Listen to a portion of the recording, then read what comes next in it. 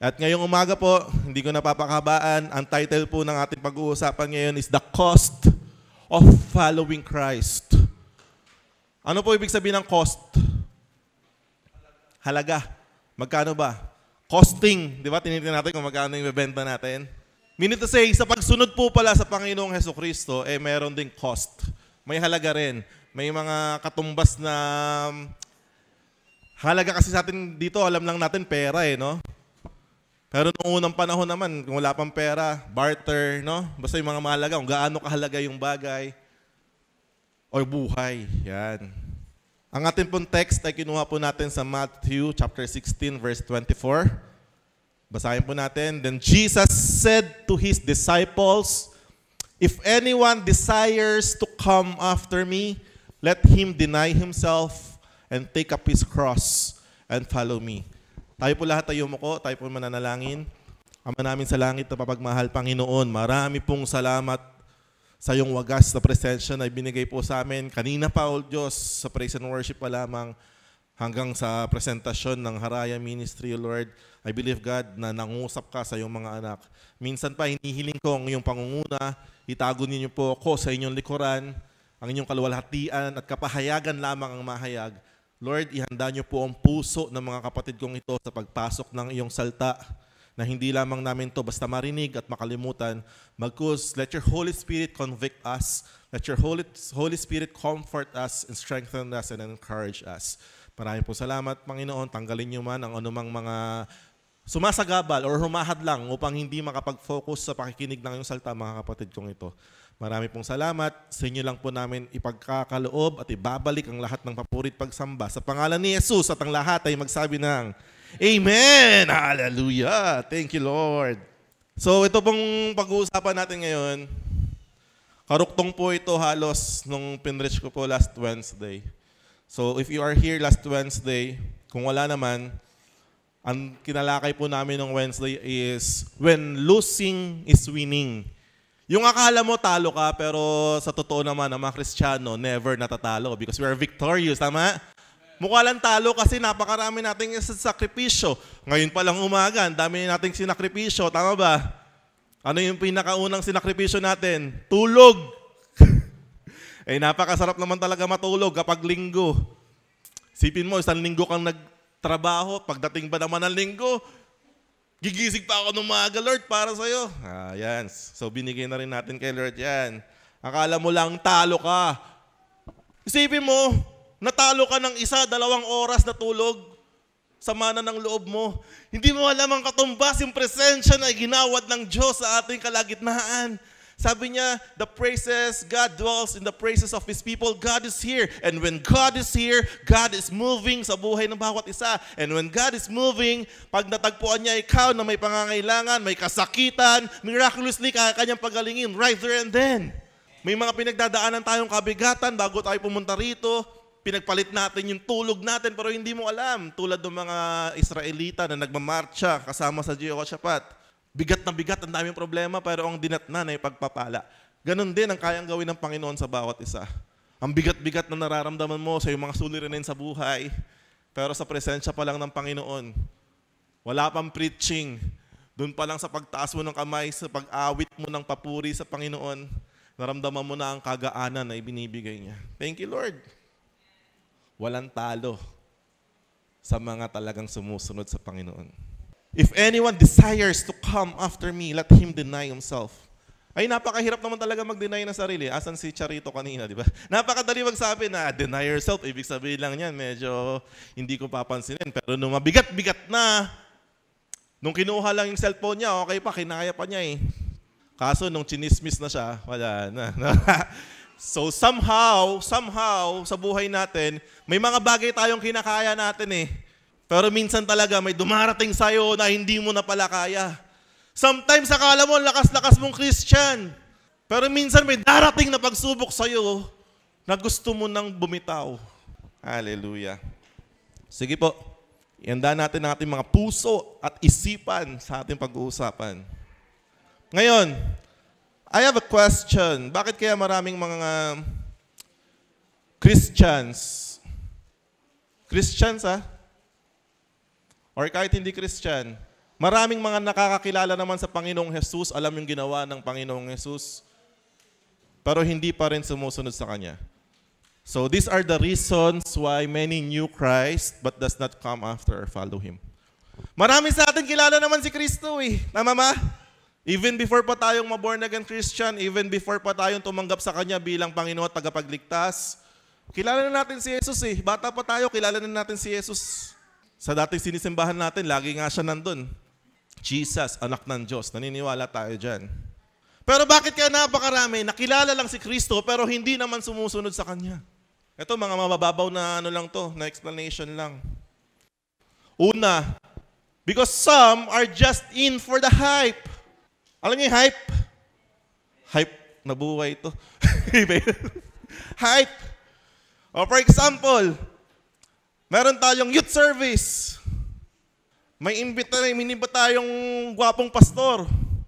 Uy, gwapo raw yung pastor doon. Uy, youth service. Maraming, invite naman tayo na invite. Pagdating naman natin sa church, ang ganda, grabe. May mga balloons pa. Wow, madilim. May disco pa. Ang ganda ng sounds. Ang ganda ng tugtugan. Ang ganda ng icebreaker. Ang ganda ng praise and worship. Lahat sila nagsisigawan, nagsasayawan, nagtataas ng kamay. Nung nagpatanggap sa Panginoong Jesus, luglapitan sa gitna, tumanggap sa Panginoong Hesukristo. Pagka-uwi, may ginawa ko dun. Pagka-uwi, baliwala na ulit. Naging part lang ng experience niya yung oras na yun. Marami naman talaga namang ang bilis lang mayaya. Mabilis sumama. May mga ganun tao eh, tama po ba? Yung mabilis lang ma-join. Narinig ko nga dati, sino yung sabi doon? Mamayata ni Trish yun. Sabi sa'yo, ade, sama nyo lang yung anak mong yan. Mabilis lang talaga di ba? Sabi ni Chad Juliet dati. Hindi, sige, sama nyo lang. Dati pa yun ha. Can you imagine na ayun ang pagkakakilala sa kanya ng nanay niya. Pagpunta namin sa bahay nila, sige, sama-sama nyo lang yung anak ko. Mabilis lang naman mayaya yan. Parang gusto sabihin, sa umpisa lang yan. Pero puri na Panginoong Diyos, nandito pa rin siya. Hallelujah! Meaning to say, she is not in just for the hype. Meaning to say, talagang na-experience niya, nakilala niya ang Panginoong Jesus. Kasi kung hindi mo ma-encounter si Jesus, yung totoong encounter kay Jesus, talagang pupunta ka lang dahil hype. Isipin mo ba naman, buong classroom ninyo, talaga namang mga Christian lahat, uma-attend lahat na ganyan, mga friends mo, talagang na-invite. Masarap daw pagkain doon, ganyan-ganyan. So marami po. Yung iba nga, ang tagal ng Christian, nasa hype pa din eh. Ha ba? Huma-hype-hype lang. Kaya totoo, mapapansin mo yung mga huma-hype-hype lang na Christian eh. Pupunta lang yan kapag in-invite ulit. Pupunta lang yan pag may nagpaalala. Uy, simba ka ha. Pupunta lang yan kapag nahiya na doon sa nag-i-invite sa kanya. Or pupunta lang yan kapag feeling niya kailangan niya. Next, ito pa isang dahilan. They only come to Jesus for the benefits. Sabi kasi, yung mga sabi ng mga Christians, simula doon na naging Christian sila, gumangawa raw yung buhay nila. Sabi kasi, nagpapagaling daw yung si Jesus eh. Kapag kailangan ko ng healing, kailangan ko ng blessing, kailangan ko ng provision, kailangan ko ng peace of mind. Pero pag binigay na yung hinihiling na prayer, hinihiling na kagalingan, hinihiling na provision, wala na. Babalik na lang ulit kapag nangailangan na. Kilala lang si Kristo kung may pangangailangan. Naaalala lang kita. Di ba may ganong kanta? Lord, patawad. Di ba? Worship song yan, di ba? Hallelujah. Magaling lumapit sa Panginoon kapag nangangailangan. Tulad din naman talaga ng mga tao noong unang panahon. Lahat sila nagpupuntahan kay Jesus kahit saan pupunta. May mga may sakit, may mga ganyan. Pero matapos pagalingin, naalala nyo yung pinagaling na 10 bulag? Hirap nun maging bulag ah. Totoo lang. Pero pinagaling, nakakita, 10. Isa lang ang nakaalala na bumalik para mag-thank you man lang kay Jesus. Yung siyam, I deserve this. Deserve kong makakita kasi lumapit ako kay Jesus. Oo, lumapit ka nga. Ito lang, bumalik ka ba? Yung mga ganitong tao, kapag hindi agad na-answer yung prayer nila, lalong hindi na bumabalik sa Panginoon. Isa pa ang dahilan bakit maraming hindi sumusunod kay Kristo. Misinformed about Jesus. Mali yung pagkakaintindi nila kay Jesus. Akala nila si Jesus ay isa lang mabuting tao, propeta. Akala nila si Jesus ay isa lang sa maraming daan. Okay lang yan. Papuntang Cubao, pwede ka magbatasan, pwede ka maglitex, pwede ka magmarikina. Gusto mo, umikot ka pa ng Antipolo. Maraming daan. Ganon din. Si Jesus ay isa lang sa daan para makamaligtas. So bakit ko kailangan sundin si Jesus? Eh, mas komportable naman ako dito. Misinformed. Hindi niya alam na si Jesus lang ang daan. Or, hindi niya masyadong alam yung gravity ng pagkakakilala sa Panginoon. Alam niyo yung gravity? Gravity. Gravity. At isa pa, sa reasons kaya maraming Christians, especially Christians, hindi sumusunod kay Lord. Alam mo bakit? Hurt or offended by people. Especially sa church. Mga na-church hurt. That's reality. We've been there, done that. Mali. Ang masakit, kapag nasaktan sa simbahan, nasaktan ng Kristiyano, ang sisi kay Jesus. Hindi, pastor, di naman namin sinisisi si Lord eh. Hindi mo nga sinisisi literal, pero your actions, ayun ang sinasabi. Tao na nakit sa'yo, bakit si Jesus ang binabalikan mo? Tao nakasakit sa'yo, pero bakit kay Jesus ka nagre-rebelde? Kahit sabi mong pastor pa nakasakit sa'yo, tao pa rin ang pastor. Ayoko na magsimba. Pare-parehas lang yung mga Christians na yan, mga judgmental. Hindi naman nila alam pinagdadaanan ko. In the first place, kailangan alam mo mabuti. Naparito ka ba para sa pastor, para sa kapwa mo Christian, o para kay Lord that you want to worship because He saved you, He redeemed you, He restored you? Yes, masakit ma-offend. Pero wag yung Panginoon ang babalikan mo. Still, sabi nga, still go to church. Alam mo bakit? Si Satanas, sa bawat kanto ng churches, meron siyang outpost. Alam niyo yung outpost? Barangay outpost, ganyan. Police outpost. Sa bawat kanto ng church, merong outpost si Satanas. Alam mo ginagawa niya doon? Nag-aabang ng mga lumalabas sa church na offended at hurt. Parang sumbong mo kay bongbong. Hihingi ng comfort doon. Oo, kasi ganyan talaga yan. Alam mo yun? Lipat ka dito. Huwag ka muna magsimba, magpalamig ka muna. Mga 1 year. Kaya hindi sumusunod sa Panginoong Jesus. Ang masakit, alam mo kung masakit? Sabi, nakita ko to sa This is the scariest phrase that we can ever hear sa Panginoon. This is the scariest. Sabi sa Matthew 7:21, not everyone who says to me, Lord, Lord, will enter the kingdom of heaven, but only the one who does the will of my Father who is in heaven. Many will say to me on that day, Lord, Lord, did we not prophesy in your name? And your name drive out demons, and in your name perform miracles, and in your name we serve wholeheartedly buong buhay namin. Naglingkod ako sa iyo, Panginoon. And this is the scariest phrase na maririnig mo kay Jesus. Then I will tell them plainly, I never knew you. Away from me, you evildoers. Hey, hello.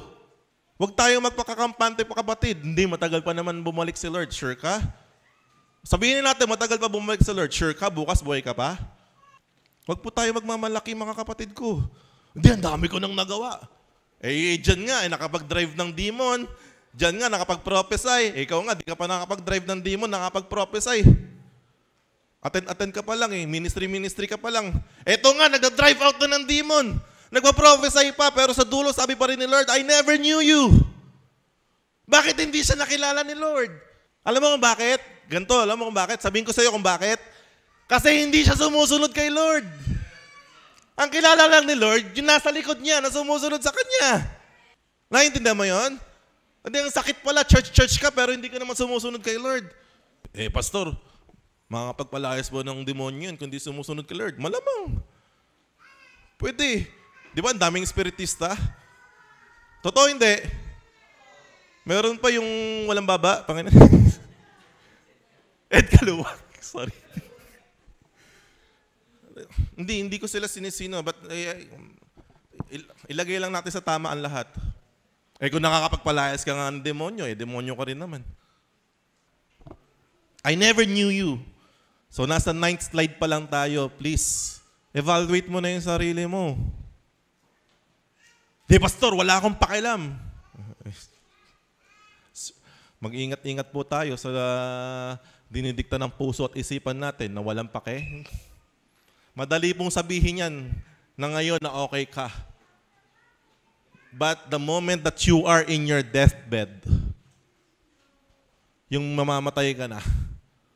Buti nga kung umabot ka pa sa ganun yung bago ka mamatay, nasa deathbed ka pa, kasi magkakaroon ka pa ng realizations paano kung biglaan, sudden yung death mo? Pero kung nasa deathbed ka na, doon mo marirealize ang lahat ng bagay. Yung yabang mo mawawala. You will realize, Lord, ikaw lang palang kailangan ko. Wala pong kahit bilyonaryo, kahit sino na nasa deathbed niya. Ang iniisip pa yung pera at kayamanan niya. In that moment, wala na. Kaya pinakamadaling magpatanggap sa ospital. Wala pong nakaratay sa banig ng karamdaman na pinatanggap na hindi tumanggap kay Jesus, kahit Muslim. Kahit anong religion yan. Ngayon, mayayabang tayo kasi malalakas tayo Mayayabang tayo kasi akala natin, hindi okay pa ako Sabi, pagbabalik ng Panginoong Jesus, like a thief in the night. Hindi natin inaasahan.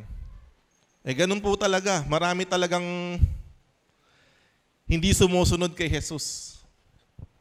Hindi exempted yung nasa loob ng church. Amen? Not because you are inside the church, ibig sabihin, you're already following Christ. Sabi nga not because you're inside the garage will make you a car. Same. Not because you're inside the church will make you a Christian and a follower of Christ. This is the sad reality. Sabi sa Matthew 7:13-14, you can enter God's kingdom only through the narrow gate. The highway to hell is broad, church. Ang highway daw, SLEX, NLEX, papuntang impyerno, napakalawak. And its gate is wide for the many who choose that way. Saan ka dumadaan? Sa highway to hell? But the gateway to life is very narrow, and the road is difficult, and only a few ever find it. Huy! Gusto mo kasi yung hayahay. Gusto mo yung hindi masakit. Gusto mo yung hindi mahirap. Gusto mo yung sarili mo yung nasusunod. Gusto mo yung sarili mong ambisyon masunod. Gusto mo yung pride mo laging nasusunod. Gusto mo yung hindi ka nasasaktan. Highway daw to hell. Yung walang sakripisyo, yung gusto mong gagawin mo, anong oras, anong kailan mo gusto, highway to hell. Doon daw, kaya highway yon kasi many are choosing that way. But the gateway to life is very narrow and the road is difficult. Kaya nga sabi, when losing is winning. And only a few ever find it. Ask yourself, have you already found that gateway to life? Are you walking into the narrow road? Or dun sa highway to hell? Sorry po, ganito na po talagang preaching ngayon kasi malapit na talagang dumating si Lord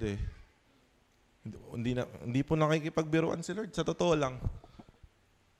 Si God serious Alam mo gaano siya ka-serious? Si Jesus yung pinadala niya Siguro kung hindi ganito kaseryoso yung bigat, Angel Michael, ikaw na mag-redeem sa mga yan. Gabriel, ikaw na mag-redeem dyan. O kung sino man. Hindi na Ganun siya kaseryoso, tapos tayo binabaliwala natin. Akala natin, laro-laro lang ang bagay, ang mga bagay-bagay. Kaya nga sabi ni Jesus Christ, dun sa verse na yon, if anyone desires to come after me. Meaning to say, hindi po talaga lahat nagde-desire sumunod sa Kanya. Hello? Christians, andyan pa ba kayo? Yes, you are a Christian. Evaluate yourself. Are you really desiring to come after Jesus? If anyone. Dun lang sa mga disipulo ni Jesus Ang dami sumusunod sa Kanya Kaso nung pinersecute siya ng pinersecute, sabi sa John 6, nung pinersecute siya ng pinersecute, at si Lord naman, sinabi naman niya that I am the bread of life. Whoever eats me will never hunger. Ganyan-ganyan. Anong sabi doon right after that? Many of His disciples deserted Him. Iniwan siya ng mga disipulo niya. So not because you are sitting here right now is a guarantee that you're already following Him. Sinasabi ko to hindi para saktan ka at i-condemn ka. Sinasabi ko to para alugin yung ulo mo na sumunod ka na. Alam mo na yung love of God. alam mo na yung grace ni Lord, yung mercy ni Lord. Pero dapat alam mo din na dapat sumusunod ka sa Diyos. Ay, nako. Eto na. Para naman ganahan tayong mga kapatid ko. What are the benefits of following Jesus Christ? Kasi naman baka naman kasi, sabi ko nga kanina, misinformed about Christ. That's the reason why you're not following Christ. Kasi hindi mo alam yung mga benepisyo ng pagsunod kay Kristo. Akala mo lang, kailangan tanggapin mo lang siya isang beses. Hindi, tinanggap ko na po yun. Nag-prayer na po ako ng salvation prayer. Akala natin tumatapos na doon. Okay lang sana kung pagtanggap mo ng salvation prayer, na-deads ka na, kinuha ka na ni Lord, hindi okay na. Pero hanggat nabubuhay pa tayo dito sa lupa na to, kailangan natin sumunod sa Kanya. The path that He has established. Bakit mo siya kailangan sundan?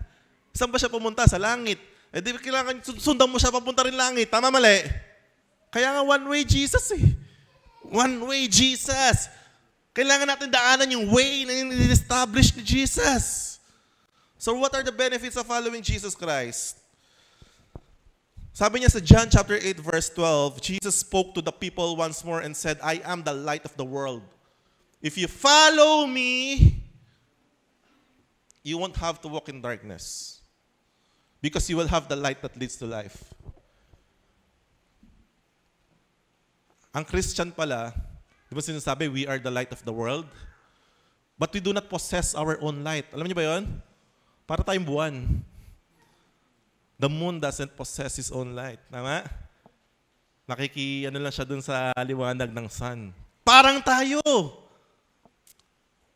Unless we follow Jesus, by then and only by then, we can have light.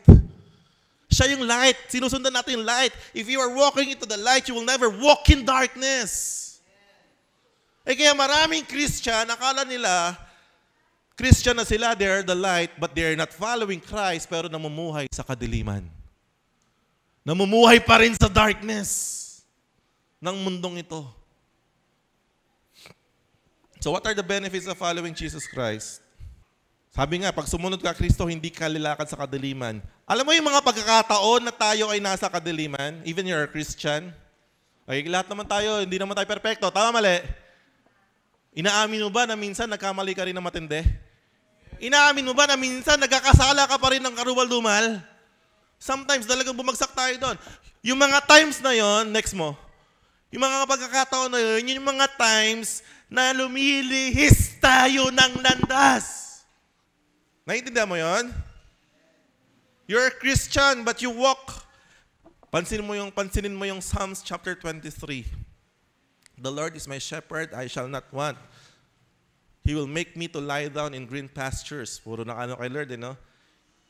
He restores my health. He will lead me in paths of righteousness for His name's sake. Puro He. Pero pagdating sa verse 4, though I walk through the valley of the shadow. Ano nakita niyo yung pagkakaiba doon? Verse 1 to verse 3, He, the Lord, He restore, He leads. Pero pagdating sa verse 4 ng Psalms 23, though I walk through the valley of the shadow of death. Puri-purihin ng Panginoon Diyos. Pag nalihis tayo, sabi niya, I will fear no evil for you are still with me. Hallelujah. The moment that we nag-sidetrack tayo, kagawa tayo ng kadiliman, purihin ng Panginoon Diyos. Sabi si Lord Jesus, He leaves the 99 to look for the one. Thank you, God. Grabe ka, God. Ibabalik at ibabalik niya tayo. Ibabalik at ibabalik niya tayo. But the decision to follow remains in us. Ibabalik niya tayo sa past. Okay?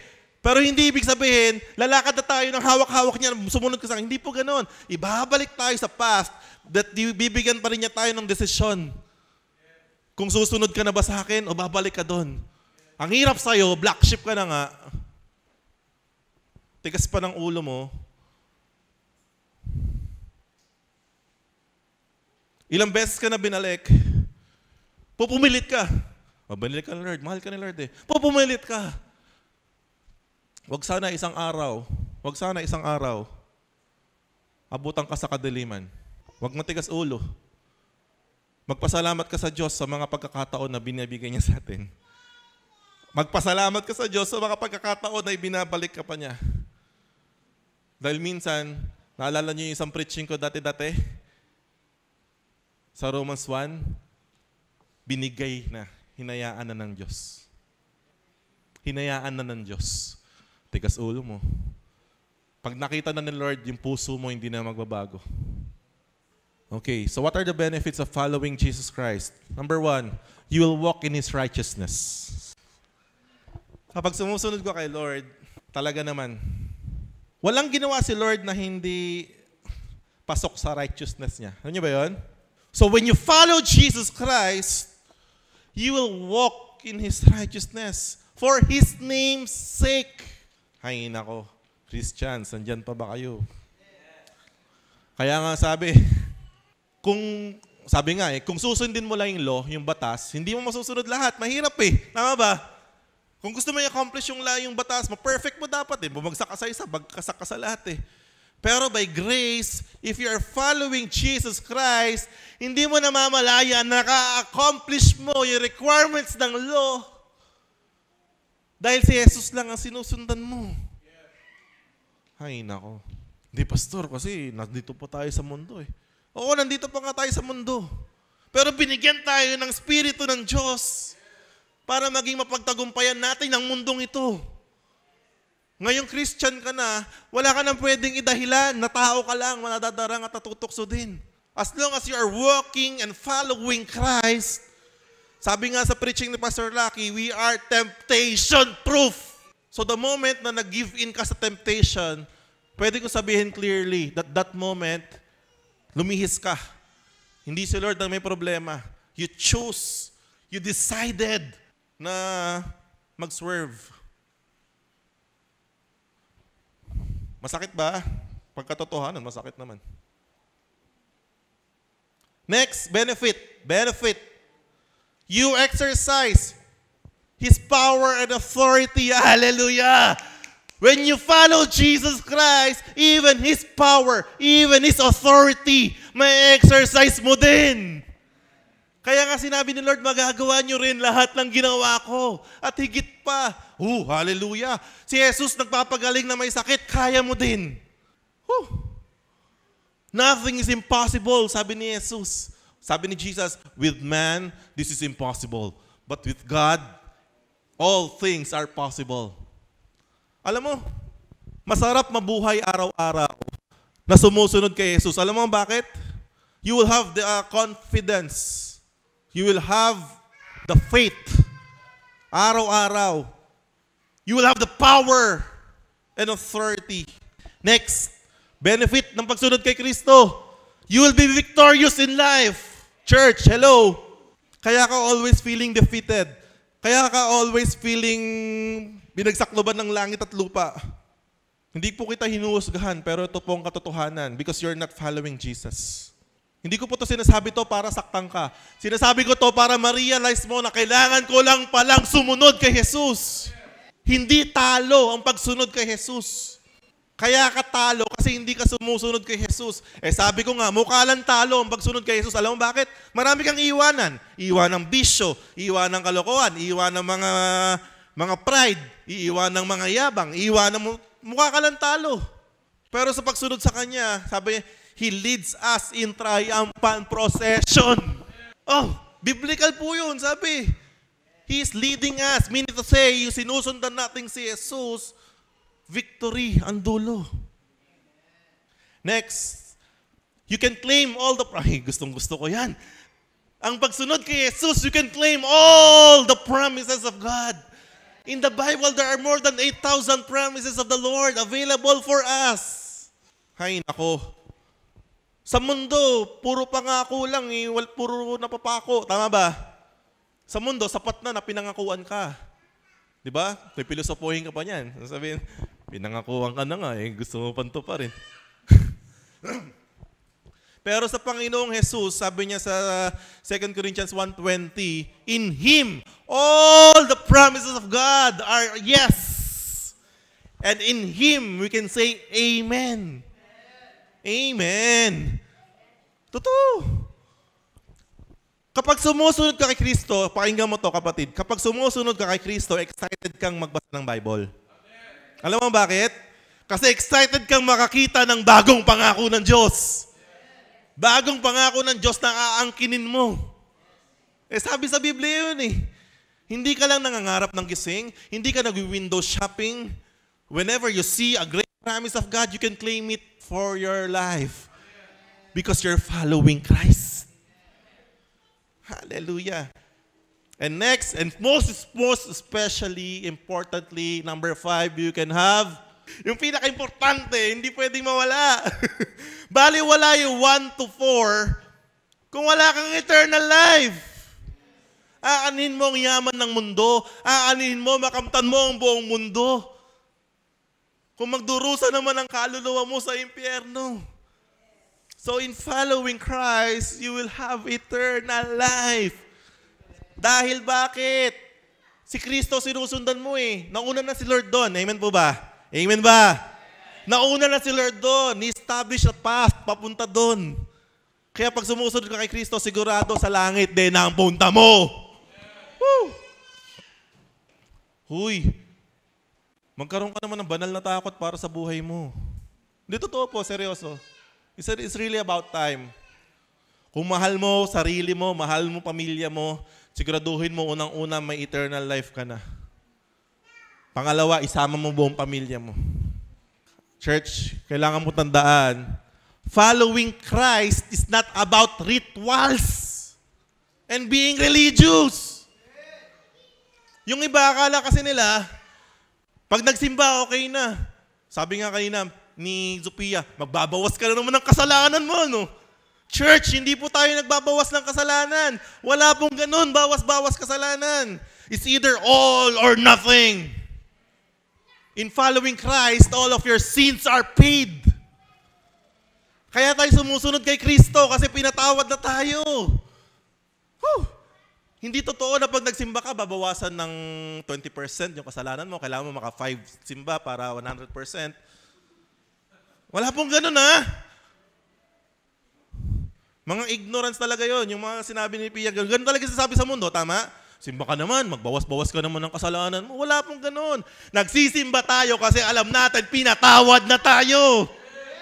All or nothing. Now, nagsisimba tayo because we want to worship the Lord who saved us, who forgave us.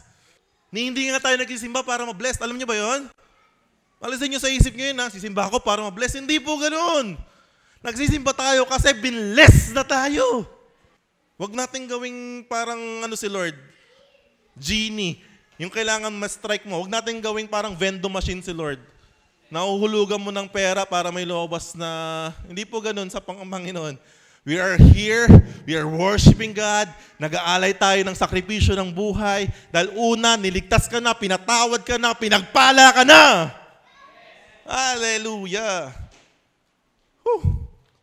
Kaya naman sabi, okay, before I proceed, sino po ritong gustong sumunod sa Panginoon? By faith, Taas po natin yung kamay natin. Gusto natin sumunod kay Lord. Yung totoo lang po. Wala nang tinginan to. Thank you, God. Thank you, Lord.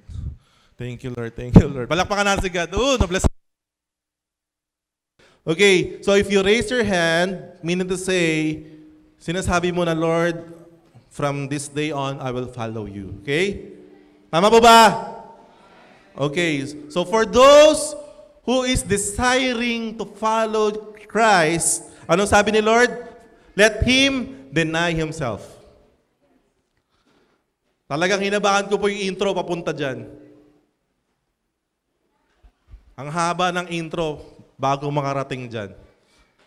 If anyone desires to come after me, sabi ni Jesus, unang-unang sabi niya, let him deny himself. Ano po ba ibig sabihin ng pag-deny sa sarili? Kapag kayo po yung nag-apply ng visa, tapos sabi doon, denied. Ano po ibig sabihin nun? Hindi tinanggap, hindi pinahintulutan yung application mo, rejected ka. Sabi po, ang unang requirement sa pagsunod sa Panginoon, deny.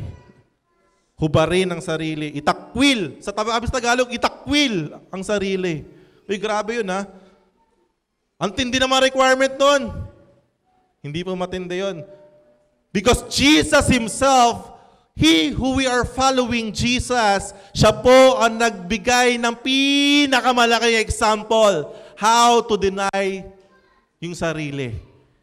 Basahin po natin, Philippians chapter 2. Simulan natin sa verse 3. Listen, church.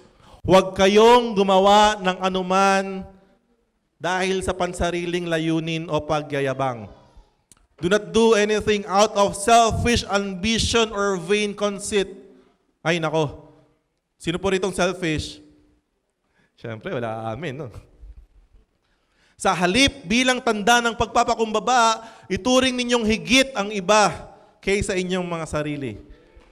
Ay, grabe. Ito pala yung isang example ng pag-deny na sarili. You are considering others better than yourself. Kahit na alam mong mas magaling ka sa kanya, kaya mo pa rin siyang tingnan na parang siya yung mas magaling sa'yo. Nang hindi pagmamayabang yun, ha? Ibig sabihin, you can consider everyone with respect. Hindi yung bang sarili mo. Hirap sa atin, masyado tayo selfish kasi. Masyado nating inuuna yung pride, ego, and ambition natin eh. I-deny mo muna yan. Verse 4, pag malasakitan ninyo ang kapakanan ng iba at hindi lamang ang inyong sarili, who among you here ay considerate sa ibang tao? May mga tao kasi walang consideration eh. Alam niyo ba yun? Walang pake sa nararamdaman ng iba. Ang pagde-deny pala ng sarili unang-una, considerate ka sa nararamdaman ng iba. Hindi lang puro ikaw. Hindi lang ikaw yung magaling, hindi sa'yo umiikot ang mundo. Naway, eto na. Naway magkaroon kayo ng kaisipan na tulad ng kay Kristo Jesus. Ano kaya mindset ni Jesus? Yan, tingnan natin. Verse 6. Kahit taglay niya ang kalikasan ng Diyos, hindi niya ipinagpilitang manatiling kapantay ng Diyos. Hallelujah! Hindi niya kinonsider yun. No? Ano na ba naman, Father? Why me?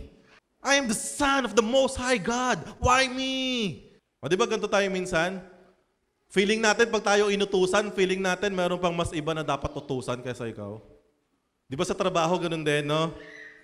Ang sama ng tingin sa mga boss natin, akin na lang na akin, kaya ayokong galingan kasi ako lahat pinapagawa. Nakita ko yun sa mga posts eh. Huwag mo raw galingan sa work. Kasi pag ginalingan mo raw sa work, ikaw lagi utusan. Pag natapos mo maaga, dadagdagan yung work mo. Kaya sabi, wag mo raw, baliktad talaga sa prinsipyo ng Biblia, no? Sa prinsipyo ng Biblia, do anything, excel. Do everything for the glory of God. Work as if you're working for the Lord. Prinsipyo po ng Biblia yan. Hindi niya ipinagpilitang maging kapantay ng Diyos. Sa halip, kusa niyang binitawan ang pagiging kapantay ng Diyos. Meaning to say, hindi siya pinilit. Pag nakita ni Jesus na kailangan natin, kusa niyang inubad. Wala nang pilit-pilit. Sana ganun din tayo mga kapatid ko. Meron tayong pagkukusang loob. Namuhay na isang alipin. Ipinanganak siya bilang tao at nang siya'y maging tao, Nagpakumbaba siya at naging masunurin hanggang kamatayan, maging ito man ay kamatayan sa krus. Thank you, Lord Jesus. Hey, listen. Ang Diyos kaya magpakumbaba. Ikaw pa ba? Tanong mo nga sa katabi mo, kaya mo bang magpakumbaba? Hindi, totoo. Ang Diyos kayang nagpakumbaba. Ikaw, hindi mo kayang magpakumbaba. Anong tingin mo sa sarili mo? Mataas pa sa Diyos? Hindi, sa totoo lang. Yung taong hindi kayang magpakumbaba, feeling niya mataas pa siya sa Diyos. Dahil yung Diyos kinaya magpakumbaba. Ang hirap. Alam mo sa Biblia, meron doon example ng hindi nagpakumbaba eh. Ang nagpakataas ay binababa. Alam niyo kung sino yun? Si Lucifer. If Jesus is the example of humility, humbleness, Lucifer is the example ng pagmamataas. O kita mong ending. Anong ending? So Lucifer nagmakataas, ibinaba. Si Jesus nagpakababa, itinaas. Hallelujah. Thank you, Lord. So akala mo talo when losing is winning. Ayun din yun. Akala mo talo ka kasi nagparaya ka. Akala mo talo ka kasi nagpakumbaba ka. Akala mo talo ka kasi nagpatalo ka sa argumento pero hindi mo alam. Hallelujah, purihin ng Panginoon Diyos. You will be exalted by God. So magpakumbaba. Paano magpakumbaba? Renew your mind. Baguhin mo takbo ng pag-iisip mo. Ang hirap kasi, ang daming kasinungalingan ang inilalagay ng dyablo sa isip ng tao. Totoo. You need to renew your mind. At kailangan mong ibasura ang lahat ng kasinungalingan na inilagay ng dyablo sa isip mo. Yung pride mo, ego. Hallelujah. Ang totoong pagsunod sa Panginoong Jesus ay walang katapusan na pagdi-deny ng sarili. The more God is promoting you, the more you humble yourself down. The more God is blessing you, the more mong ibaba ang sarili mo. Mali. Tayo kasi the more tayong napopromote sa buhay, the more na umaangat yung status natin sa buhay, tumataas din ang tingin natin sa sarili. Mali. Kaya sa dulo, nagiging prideful ang tao. Kaya sa dulo, hindi na sumusunod pala kay Lord. Eh yung way ni Lord, yung path na inenda ni Lord, puro humility. That's how we follow Jesus. Pagpapakumbaba. Sabi nga ni John the Baptist, he must become greater and greater. And I must become less and less. Okay lang kung hindi ka na napapansin. Okay lang kung hindi na nabibigay yung worst that you deserve. Okay lang kung minamaliit ka na, binabasura ka na ng tao. Okay lang. Basta Panginoon, ikaw na lang. Ikaw ang maluwalhati sa buhay ko. Pwede ba yun? In your work, in your community, in your school, in your household. Okay lang, sige. Okay lang na magmukha ng, alam mo yun, at least you know your worth. Amen ba dyan? Minamaliit ka man nila dahil nagpakumbaba ka, at least yourself, you know your worth. Alam mo, kasi kung hindi mo alam yung worth mo at kung sino ka, hindi mo kayang magpakumbaba. That's the reality. Si Jesus kaya niya kinaya kasi kilalang-kilala niya kung sino siya. He is the Son of the living God. Ay, ikaw rin. Kung alam mo yung worth mo kay Lord, okay lang, kayang-kaya mong magpakumbaba sa buhay. Amen? Yung mga mayayabang, akala kasi nila yung worth nila nandito lang sa lupa. So next, ano raw una? Deny yourself. Next, and take up His cross. If anyone desires to follow me, he must deny himself and take up his cross. Ano ba ibig sabihin ng cross? Cross is a symbol of ano? Death. Cross, sabi nga ni Pastor Lucky, kung uso dati ang electric chair. Buti na lang, hindi pa. Ang pangit naman ng mga kwintas natin, tulad ng kay Daniel, electric chair, no? Cross is a symbol of death. So mas matindi sa denial yon, tama ba? Mas matindi sa pagtatakwil sa sarili yon. Buhatin ng kanyang krus, pasanin ng kanyang krus, araw-araw. Sabi sa Galatians 2:20, ito po yung verse natin nung last Wednesday. My old self has been crucified with Christ. It is no longer I who live, but Christ lives in me. Alam mo, if Christ is living in you, kakayanin mo. Kakayanin mo magpakumbaba, kakayanin mo yung insulto ng tao, persecution ng tao, kahirapan na binibigay ng mundo, kaya mo. Tama ba? Kasi si Kristo kasama mo. Sabi ni Lord, take heart, I have overcome the world. So I live in this earthly body by trusting in the Son of God. Hallelujah, in Jesus' name. Hindi pala talo talaga. Nabubuhay tayo dito sa katawan lupa, sabi sa pagtitiwala sa anak ng Diyos who loved me and gave Himself for me. Okay lang. And this is how we follow Christ. Meaning to say, following Jesus is a constant denial and a constant carrying of your cross. Kailangan natin mamatay sa ating mga unang kasalanan. Tama, mali? That's our part ng ating old life yan. So tingnan mo mabuti. Are you still enjoying a life of sin? Are you still living a life of sin?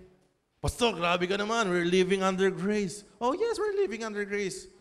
Pero nakakaya naman sa isang Kristiyano na talaga sumusunod kay Kristo, nagpapatuloy sa kasalanan. Ewan ko lang ha. Ewan ko lang. Tama, mali? Kung sumusunod ka sa Panginoong Jesus, imposible na makagawa ka ng mga kasalanan na matitindi dyan. Tama, mali? Habi ko nga, the moment that you're committing sin, those are the moment na nakalihis ka. So go back. Go back to the right path. Confess your sin, acknowledge your sin, and go back and walk again. Ang hirap sa atin, nalugmok ka na nga, nakagawa ka na nga ng isa, nagpatuloy-patuloy ka pa. So hindi ko alam. None of us here. Kaya natin lokohin yung isa't isa dito eh. No? Wala makapagsabi dito. Pwede ka magmukhang banal dito eh. Pero sabihin ko sa'yo, ikaw at Diyos, alam yan. We cannot guard each and every one here. Pero ikaw at Diyos, alam yan. So kailangan mong mamatay sa kasalanan. That's taking up your cross. Sa pride at kayabangan. Kailangan nating mamatay dyan. Mga pride mo sa buhay, kayabangan mo. At last, kailangan nating mamatay sa selfishness. Ayan ang makikita natin sa lakad ni Kristo, wala siyang inisip. Hindi niya inisip ang sarili niya. Alam niyo ba yun? Jesus Christ never lived for Himself. Ever, ever, ever. Thank you, Lord. Sabi sa 1 Peter 1:14, bilang masunuring mga anak. May kasama po ba akong mga masunuring anak dito? Bilang masunuring mga anak. Ang onti lang ito. Amen. May nag-amen, ganito pa eh. Amen. Parang iyang hiya sa sarili. Meron po bang mga masunuring mga anak dito? Amen. Kayo na nakatawa eh. Amen. Pabulong nangina pa. Bilang masunuring mga anak, huwag kayong umayon sa masasamang pagnanasa tulad ng ginagawa ninyo noong kayo'y wala pang tunay na pagkaunawa. So siguro kung namumuhay ka pa rin sa masasamang pagnanasa, baka hindi mo pa rin talaga kasi nauunawaan. Pwede ba yun? So Lord, in Jesus' name, God, open the eyes, open the mind, open the heart of my brethren here na maunawaan natin. Hindi po tayo nagpa-plastikan dito na kailangan mong magmukhang banal kasi nasa church ka. Kailangan mong maging mukhang banal kasi Kristiyano ka. Wala po tayong malolokong iba dito kundi sarili natin. You need to decide. I have decided, sabi sa kanta, to follow Jesus. You need to decide right now. Huwag mo lokohin sarili mo. Hindi mo maloloko yung nag-invite sa'yo, asawa mo, best friend mo, classmate mo. Hindi mo maloloko yan, promise. Ay nako. Ang niloloko mo, sarili mo. Huwag nawa tayo datnan ng pagbabalik ng Panginoon na tayo nasa lihis na landas. And last, we will close. Follow Jesus. You need to follow Jesus, church. I beseech you, brethren, in view of God's mercy, please follow Jesus. Sinasabi ko po sa inyo to bilang pastor, bilang nagmamahal sa inyo na inatasan ni Lord. I believe this compassion na nasa puso ko, binigay ni Lord yan. Para iparating sa ating lahat. Huwag ka na mag-aksaya ng panahon Huwag ka na mag-aksaya ng oras. Seryosohin mo na ngayon pa lang. Ano bang kinakatakot mo na sundin talaga ang Panginoon? Sabi ni Paul, 1 Corinthians 11 verse 1, and you should imitate me just as I imitate Christ. Sabi ko po sa preaching last Wednesday, si Jesus nag-set ng example. Kung hindi mo nilalakaran yung sinet na example ni Kristo, paano mo sinasabing sumusunod ka sa Kanya? Tama mali? Sabi niya, no student is greater than his teacher, sabi ni Jesus. Hindi pwedeng ginawa ni Kristo, hindi mo gagawin. So whether we like it or not, doon po talaga ang takbo ng buhay natin. Ang sumunod sa Panginoong Jesus. Let's follow Christ. Saan natin i-follow si Christ? To our eternal goal.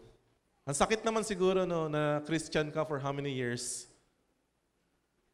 Pero pagdating ng dulo, hindi ka doon sa goal na yun bumagsak. Pastor, hindi mo kayang sabihin sa akin yan. I believe in Christ. My whole heart. I've been a Christian for 15 years, Pastor. You cannot say to me na hindi ko ma-reach yung eternal goal ko. Hindi naman ako nagsabi. Sabi sa Matthew 7:21, talagang may mga sabihin si Lord na, I never knew you. Wag po tayo magpakakampante. Sabi ni Pedro, make your calling and your election sure. We are called to holiness, whether we like it or not. And what is our eternal goal? Sabi sa Philippians 3:12-14, ito po yung last verse natin.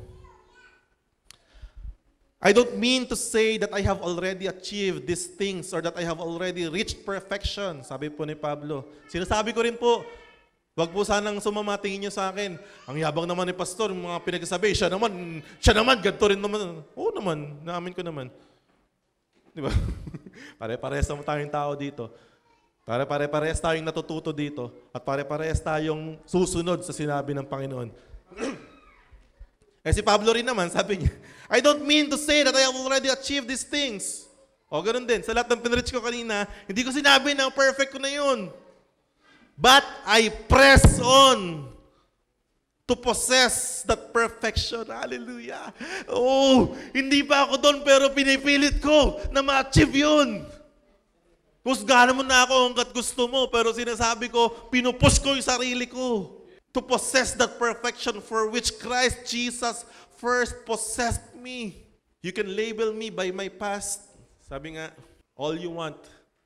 But I will press on to what God has labeled me. No, dear brothers and sisters, I have not achieved it. But I focus on this one thing. Church, mag-focus daw po tayo on this one thing. And what is that one thing? Forgetting the past. All of us, meron tayong past na hindi maganda. Tama mali? Sino po ritong perfect yung past? Lahat po tayo merong past. Pero sabi, we focus on this thing. We forget the past and we look forward to what lies ahead in Jesus' name. Ano raw yun? I press on to reach the end of the race and receive the heavenly prize for which God, through Christ Jesus, is calling us. There is a heavenly prize na hindi mabibigay ng mundong ito. So, di bali na maghihirap dito sa mundo, di bali na hindi mo nakamtan yung lahat ng yaman sa mundo. But definitely, maaabot natin yung eternal na prize na inihahanda sa atin. Huwag na po tayo, ibaba na po natin yung pride natin. Huwag tayo magmayabang na, hindi, mahaba pa yung panahon. Hindi po, wala kasiguraduhan dyan. Tama? Walang kasiguraduhan dyan na mahaba pa ang buhay dito sa lupa. Walang kasiguraduhan dyan. Kaya as early as now, under the voice na naririnig ninyo, start to decide. Hindi pwede mag-decide yung katabi mo para sa'yo. Mag-decide ka na, Lord, I have decided to follow Jesus. In conclusion, church, huwag manghinayang magpakumbaba. Mawalan, masaktan, magparaya, basta pinipili mong sumunod kay Kristo. Dahil tanging sa Kanya lamang matatagpuan ang gantimpala na walang ibang pwedeng magbigay. Lagay mo sa isip mo yan. There is a great prize that only Jesus can reward us. So walang talo po dyan. Huwag ipagpalit sa panandali ang kaligayahan, ang panghangbang buhay na katayuan. Huwag mong ipagpapalit yung simpleng sakit, yung simpleng pride, yung simpleng struggles, yung simpleng problema para sa eternal na buhay na meron ka. Huwag mong ipagpapalit. Napakadaling maging maginhawa sa panandalian. Alam niyo ba yun? Si Esau, yung kakambal ni Jacob, dahil sa sobrang pagod niya, ipinagpalit niya yung birthright niya sa isang bowl ng lugaw. Panandali ang comfort. Pinagpalit niya yung eternal na blessing. Huwag mo namang ipagpalit yung kayang ibigay ng Diyos sa'yo dahil nasaktan ka ngayon. Dahil masarap yung kasalanan ngayon. Huwag mong ipagpalit dahil maganda trabaho mo ngayon. Maganda kitaan ngayon. Huwag mong ipagpalit dahil may jowa ka ngayon. Pinagpapalit mo yung pagsunod sa kay Kristo dahil nandito ka sa masarap na ino-offer ng buhay. It's always with Christ. Church, it's always along with Jesus. Sabi, He who did not spare His own Son, but give Himself up for us all, how much more will He not also along with Christ? That's the key, along with Christ, give you all things. Hallelujah. Let's bow our head, let's pray. Father God in heaven, we thank you, Lord, for these words. Thank you, Lord, for the rebuke, for the correction, for the encouragement, God. Na kailangan namin mag-decide right now to walk and to follow you, Lord Jesus. Lord, I pray to each and every one right now, God. Be alive in us always. Your Holy Spirit be alive in us. Tulungan mo kami, Panginoon. Ipaalala sa amin araw-araw na higit na mahalaga ang sumunod sa iyong yapak, Panginoong Jesus. Thank you, Lord. Give us strength for the whole day, grace and mercy, and anointing sa lahat po ng gagawin namin. Maraming po salamat, Lord. Sa inyo po ang lahat ng papuri. Sa pangalan ni Jesus. And everyone say, Amen. To God be the glory po.